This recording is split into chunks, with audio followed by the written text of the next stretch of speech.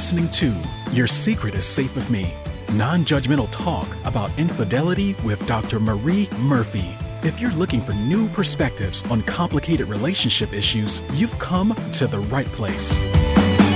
Days go by, they're crawling by. Hi everyone, I'm Dr. Marie Murphy. I'm a relationship coach and I provide shame-free, blame-free, non-judgmental support to people who are cheating on their partners or engaging in anything they think counts as infidelity. If you are in the midst of an infidelity situation and you want to begin the process of resolving your situation in a way that's truly right for you, I can help you do it. I offer confidential, compassionate coaching via Zoom, which means we can work together no matter where you're located. When you're ready to talk, you can schedule an introductory coaching session with me through my website, mariemurphyphd.com. You can also learn about the packages I offer new clients after that first coaching session, as well as my current pricing for those coaching packages on the services page of my website. When you're ready to talk, I can't wait to meet you. Okay, folks, today I'm going to do something that I almost never do, which is explicitly call someone else out for their perspectives on an infidelity-related topic. And I don't do this very often because for the most part, I don't think it's a very classy thing to do. But today I'm making an exception to my policy, and I'll tell you why momentarily. You may be aware of a column called Social Cues in the New York Times, in which Philip Galanis responds to readers' questions about various social quandaries. And I apologize profusely for not knowing if I'm pronouncing Mr. Galanis' name correctly. I hope I am, but if not, I apologize. And in general, I like the Social Cues column a lot, and I often think that Mr. Galanis provides some pretty darn good guidance. In fact, he recently published advice about how to respond to a mother-in-law's questions about spouses sleeping in separate bedrooms that I thought was great. But in another recent column, he offered a reader some guidance that I take issue with. I will read you the reader's query and his response. The reader writes, I had an extramarital affair for several years. It ended recently, abruptly and unpleasantly, and I blocked all digital and telephonic communication with my ex to ensure that I don't weaken and get involved again. The affair was fulfilling sexually and emotionally, but it was also taboo. We are both otherwise happily married and socialized together as couples. Now I am apprehensive about future encounters. Recently, we all juggled our calendars to attend a small upcoming dinner party at a third couple's home. How should I handle this? I don't want to reach out and ask for a truce. My emotions are still too raw, with hurt and anger not far from the surface. I don't know how to justify canceling the dinner to my spouse, but I'm afraid I may lose it if I go. And Philip Galanis responds, it's not my place to judge you, but it's not my job to drive your getaway car either. I would see this differently if you had an open marriage. I get the awkwardness of the upcoming dinner. Still, after years of lying to your spouse about this affair, by omission or commission, you would seem to be well equipped to extricate yourself from dinner on your own. I agree with you about cutting off contact with your ex, less to spare you discomfort or temptation than to avoid continued disrespect of your spouse, who is apparently unaware of your years-long betrayal. Practically, you and your ex have formed a mutual destruction alliance. Neither of you can unmask the other without unmasking yourself. There is a kind of safety in that. But I urge you to reckon with the deeper issues here. You have broken faith with your spouse. For years, you have misled your partner about your sexual and emotional fidelity. Indeed, you still seem profoundly involved with your ex. If monogamy does not suit you, tell your spouse. This dinner is a mere footnote compared with your dishonesty in your marriage. I suggest working with a therapist to decide if and how you can repair the damage. That's the end of his comment. Here's my primary beef with that response. and the reason why I have decided to publicly critique it instead of simply shaking my head in the privacy of my office, as I so often do when I encounter published opinions about all things related to infidelity that I consider inadequate, completely unhelpful, or even worse. This reader wrote in asking for help with a specific matter, and the columnist didn't really answer their question, in my opinion, and took it upon himself to scold the reader for their behavior. My guess is that bit of guidance, quote unquote, isn't going to help the reader much at all here. And I could say a whole lot more about what I think about the columnist's response to this reader's question. I will tell you that I was quivering with anger when I first read it. And there's a part of me that would love to tell you every single detail as to why. But instead, I'm just going to say that I think this is an example of a very widespread problem. A lot of the so-called advice out there related to infidelity is little more than thinly veiled judgment, or not so thinly veiled judgment. And in addition to that, it doesn't offer anyone anything to help them to actually address the challenges they're contending with. So now I'm going to provide my own answer to the question that this reader sent into the social cues column because it's such an important one, and it isn't a topic that I've addressed on this podcast at all. How do you deal with seeing a former affair partner in public or in a social setting, especially when you're with your spouse or your partner who doesn't know about the affair? For the sake of today's episode, I'm going to focus on dealing with a situation like the one the person who wrote into social cues asked about.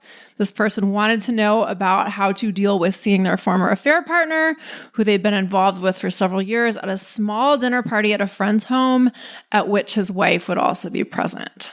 First and foremost, if you're in a situation like this, I encourage you to consider that you really do have the option of not going to the dinner. Mr. Galanis said this too, of course, but in my opinion, he threw a little too much judgment in with it. So I'll say it in far more neutral terms. You really do have the power and the right to opt out. And yes, it might seem like it would be weird or inconsiderate or even suspicious to not go to the dinner. Yes, you might think that others won't like it if you find a way to extricate yourself from this event. And maybe they won't. But that doesn't mean that you cannot opt out of going. You can opt out. And if you are so concerned that you will lose it if you see your former affair partner, it might be worth it to you to extricate yourself from this social engagement, no matter what other people might think if you do that. So before I say anything else, I want you to consider that this is an option that really is available to you, not going to the dinner, I mean. And you might come to decide that it's the best option, even if you don't think it's a great option. But of course, you also might want to attend the dinner, and you might want to take a hold of your raw emotions in a new way so that you feel pretty confident that you can attend the dinner without losing it. That might be your longer term or your more overarching goal here. So let's talk about how you can do that. First and foremost, it's important to remember that when a relationship that we've cared about comes to an end, we're pretty much guaranteed to feel some pretty big feelings. Even if we were more or less okay with the relationship ending, it's still normal to feel a lot of intense emotion. If you're concerned about losing it when you see your former affair partner, I want you to ask yourself if you've given yourself any time to feel your intense, raw emotions in all of their glory. The question asker wrote that their hurt and anger weren't or wasn't far from the surface. And when I hear people say things like that, my guess is that they have not allowed themselves to fully feel their emotions about their affair ending. If you feel like at any moment a bunch of your emotions could just boil over, you may want to consider giving yourself some dedicated time and space to actually feel those emotions. They are not just going to go away on their own. You have to allow them to be there before they will go away. Avoiding them or trying not to feel them isn't going to help you get through them. So if you are planning on going to a social event and you're going to see someone who you have a lot of feelings about, you may want to give yourself protected time and space to start experiencing those emotions. Simply doing this, simply giving yourself time and space to feel your feelings without having to hide what you are feeling may be a tremendous relief and may help you quickly get to a place of feeling very ready to see your former affair partner without losing it. If you let the emotion run through you, instead of trying to avoid or hold the emotions in, you will feel better, and you might feel a lot better and pretty quickly. And if you have no idea what it would mean to actually allow yourself to feel your emotions, you might want to listen to episode 125, which is called Privately Grieving the End of an Affair. And of course, if you want help as you grieve the end of your affair, book a session with me and I will teach you how to systematically deal with your grief. Systematically dealing with our grief doesn't mean we make it go away on demand or instantaneously, but it does mean that we can develop an intentional relationship with it, which is incredibly helpful. Now, in addition to allowing your emotions, it's also really important to check in with what you are currently thinking about your former affair partner and about your relationship with them. If we're going to relate more effectively to our emotions, we need to be able to allow ourselves to feel them when they arise, but we also want to be able to take a look at the thoughts that are generating the emotions. If we're continuously thinking things like, oh my God, I can't believe this relationship ended. I miss this person so much. My life just isn't right anymore.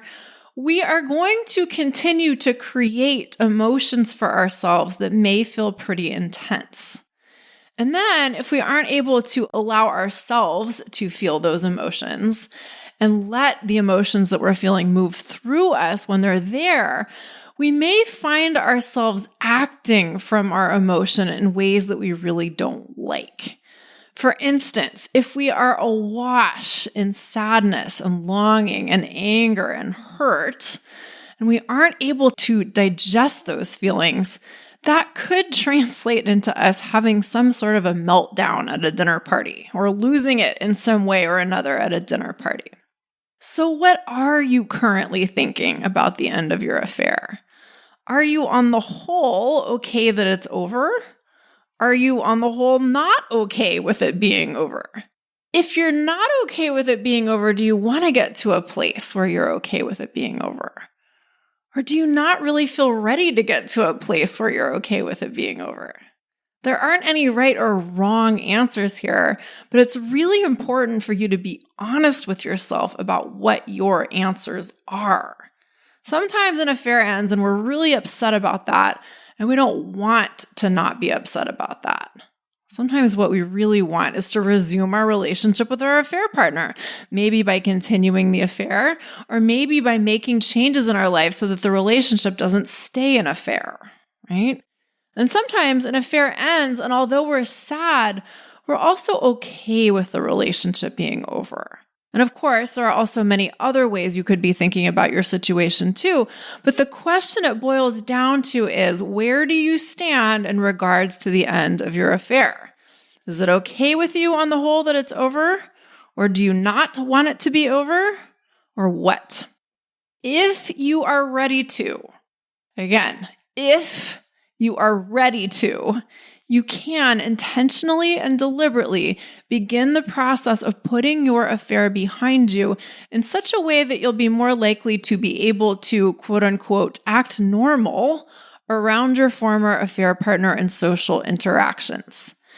But if you are not ready to do this, if you aren't really sure if you're ready for your affair to be part of the past or not, or what, it will behoove you to be honest with yourself about this. If you want to move on, you can do this deliberately, and I'll tell you how. But if you don't want to move on, I don't recommend you try to. You may need to let yourself be where you are for a while longer, feeling the feelings you're currently feeling, thinking the thoughts you're currently thinking, or you may want to make some different relationship decisions. But if you have decided that you are ready to move on, or you're ready to intentionally begin to get over the affair, or intentionally put the whole thing behind you, you can deliberately begin to do this.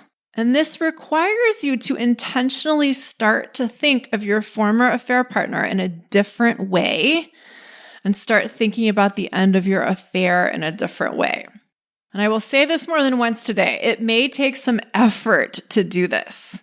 If you've been thinking about your former affair partner in a particular way for any length of time, thinking about them differently on purpose will take some work. Also, it may be a little sad to start thinking differently about them.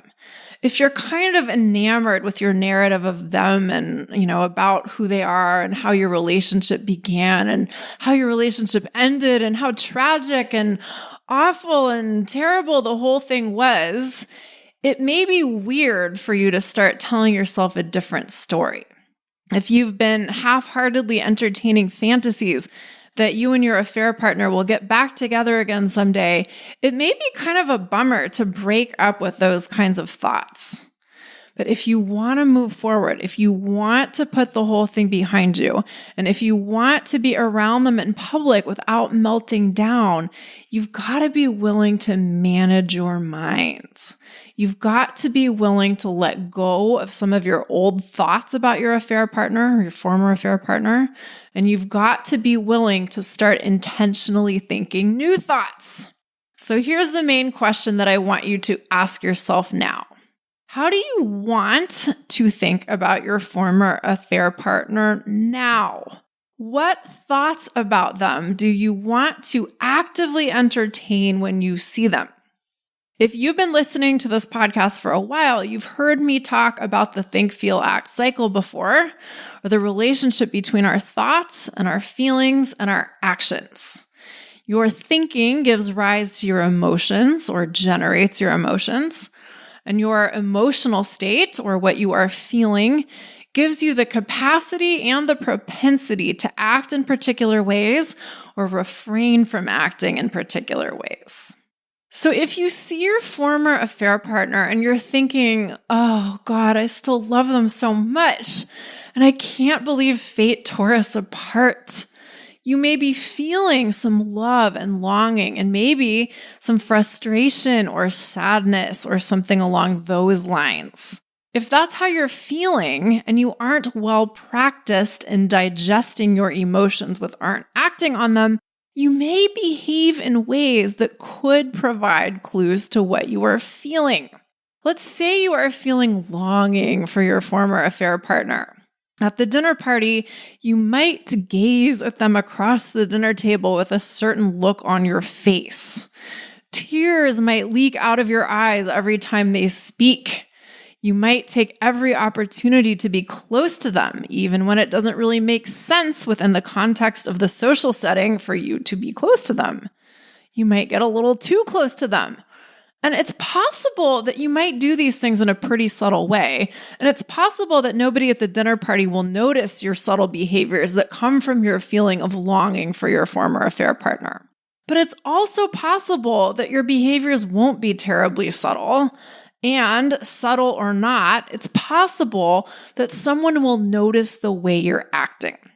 And even if they do notice your behaviors, they might not think that anything seems weird. But it is also possible that the way you behave from the emotional state of longing for your former affair partner registers to some observers as very strange behavior indeed.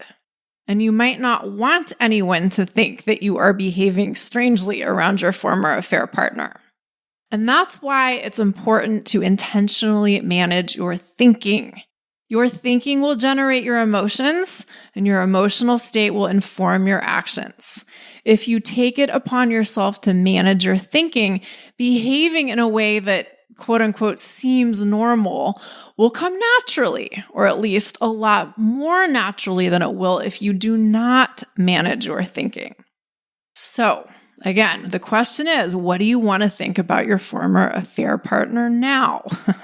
Or at the dinner party that you're going to, or considering going to?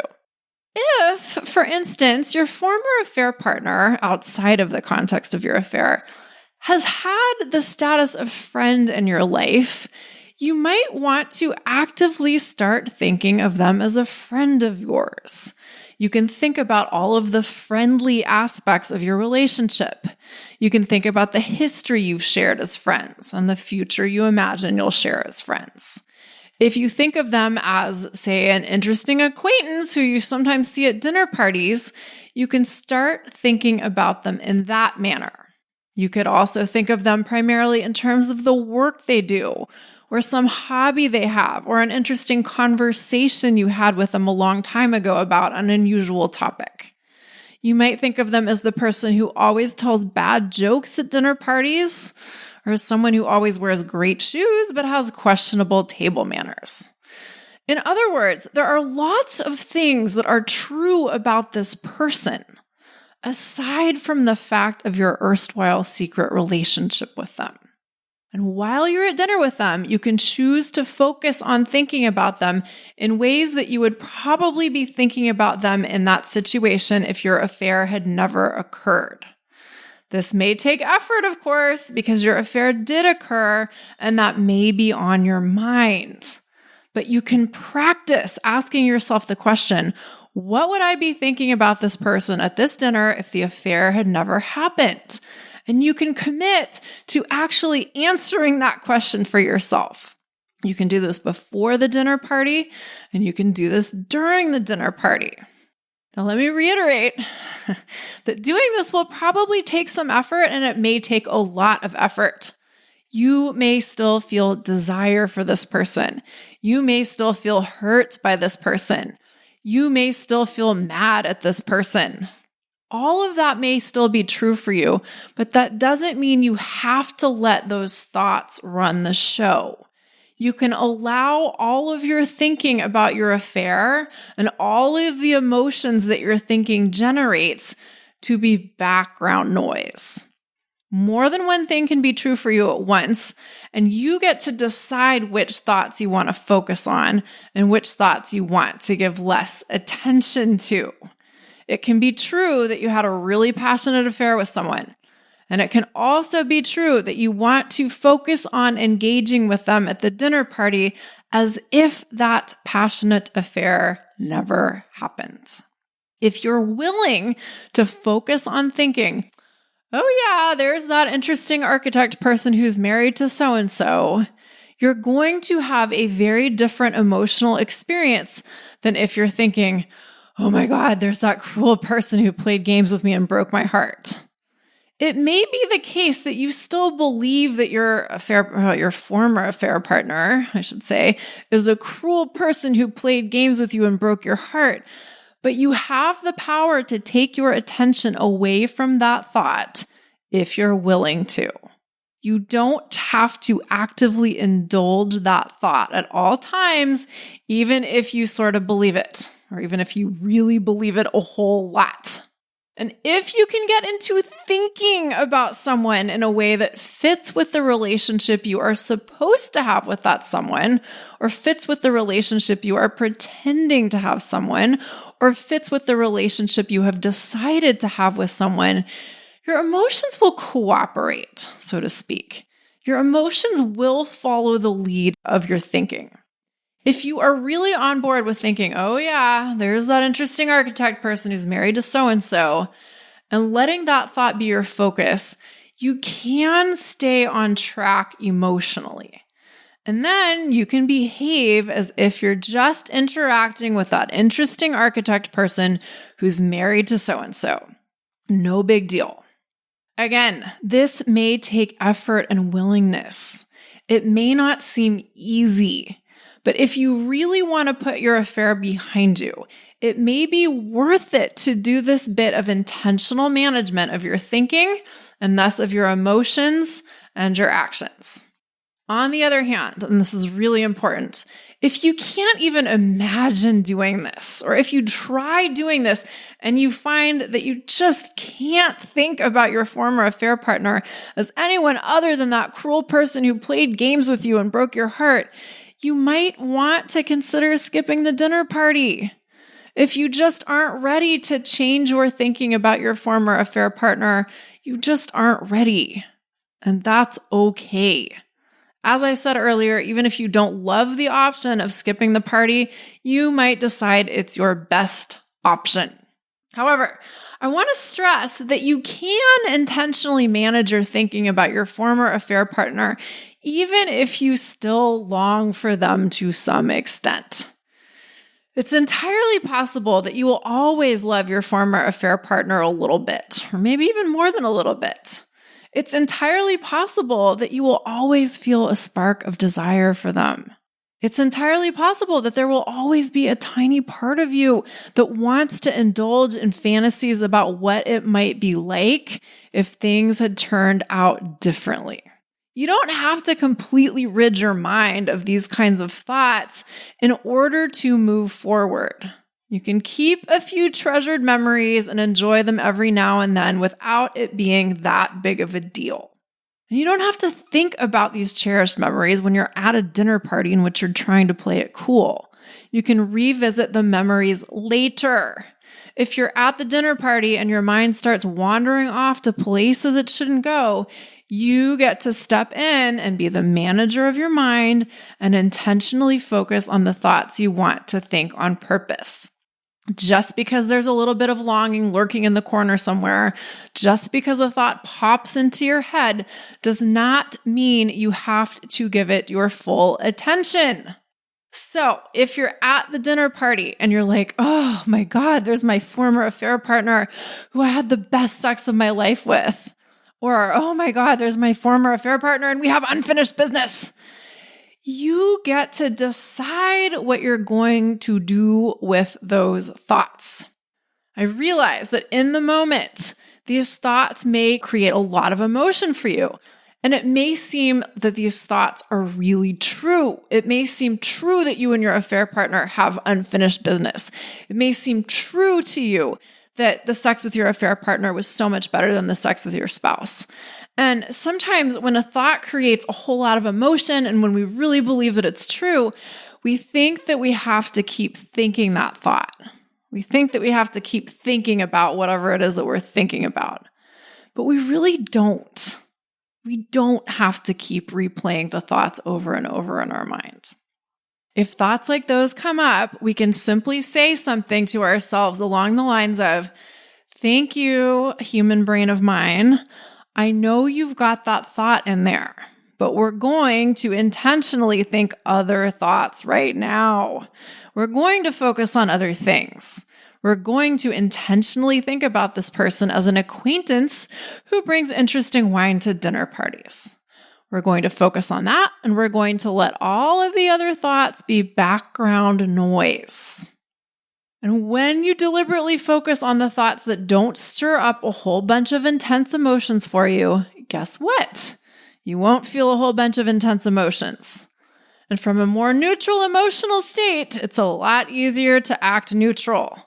If you're at the dinner party and you're thinking about other people, not just your former affair partner, and you're thinking about what you're eating for dinner, and you're thinking about your former affair partner as someone other than your former affair partner, you've got a good chance of being able to play it cool and act normally, so to speak. As always, I use that word lightly. More specifically, you've got a good chance of being able to act as if your former affair partner is just another dinner party guest, not someone you had a passionate affair with. Now, similarly, you get to start taking charge of what the end of your affair means to you. If you want to put the affair in the past, and again, the key words here are if and want. If you want to put the affair in the past, it will not help you to think things like, "Oh my God, I'll never love someone like I love them." It will not help you to think things like, "Oh, I can't believe it's over." Or, "Oh my God, the way the affair ended was just terrible." Sure, it's reasonable to think these kinds of things for a while, but if you are at the point where you consciously want to move on, you need to intentionally think about the relationship's end in a way that enables you to do that. You may want to start thinking things like, well, that relationship was really amazing in some ways, but I'm letting that relationship be part of the past for reasons that I like. Or perhaps I can miss that relationship, or I can miss some aspects of that relationship. And I can also keep my focus on why I chose to stay in my marriage, why I'm choosing to stay in my marriage. You can acknowledge your sadness, or you can acknowledge what was great about the relationship without fixating on what was great about it, or fixating on how sad you are. You can keep your thinking focused on the present and the future instead of indulging in a lot of thinking about the past. Now, to reiterate, I know I've said this before, but it bears repeating. If you take care of managing your thinking, your emotions and your actions will more or less take care of themselves. Our thoughts are the drivers of our emotions, and our emotions are the drivers of our actions. So there's no need to obsess over how you're going to act when you're in the presence of your former affair partner. Focus on intentionally deciding what you are going to think about them. If you want to act neutral around them, practice thinking about them in a neutral way, and your emotions and your actions will flow from your thoughts and effectively take care of themselves. Right? This is really important because so often, if we're worried about how we're going to act, we try to figure out what we're going to do and what we're not going to do so that we can act the way we think we should act. But that's not really the way we want to do it. We want to organize our thinking about, in this case, the person involved. And from there, our actions will be a lot easier to just deal with naturally, right? Okay. There is another piece of this that I want to attend to. The person who wrote into the social cues column said they didn't want to contact their former affair partner or declare a truce because their emotions were still too raw. Now, on the one hand, if you don't want to contact your former affair partner, you don't have to. But if your emotions are so raw that you don't want to do that, how the heck do you plan to deal with your emotions during the dinner party itself when you're seeing this person in the presence of your spouse? This goes back to what I was saying earlier about taking some time to intentionally feel your feelings and getting your thinking about your affair and your former affair partner in check. Once you've made your way through the intensity of your emotions, or at least some of the way through the intensity of your emotions, you might want to consider the possibility that it could be worth it to check in with your former affair partner. If this is someone that you're going to see socially with your spouse, you might want to declare a truce, to use the question asker's language, or you might just want to somehow get on the same page about how you want to handle being in public together in the future. You don't have to do this, of course, but you might also decide that it could be helpful for you. You might decide that it's something that you want to try to do.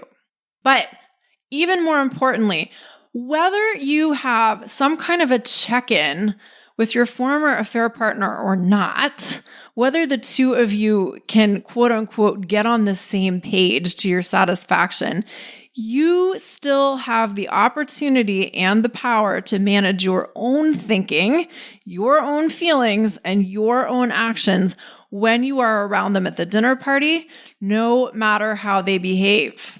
You don't have to rely on them to behave in certain ways in order for you to take responsibility for your own thinking and feelings and behavior. In other words, even if they act weird, to use the most highly specific language possible, you can still keep calm and carry on. However, if you are concerned that they might behave in ways that raise eyebrows, you taking responsibility for your own behavior might mean not going to the dinner party.